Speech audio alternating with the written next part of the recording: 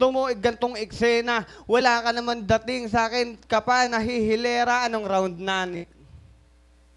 To pa lang. Tangina, itchapwera na to sa akin.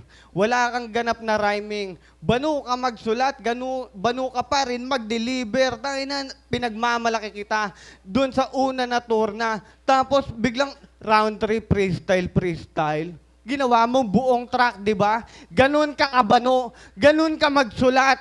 Tangina kasi, tigilan mo na yung kakalipstick mo ng burat, hayop ka. Tangina mo, dapat dildo yun. Dito yun binabaon.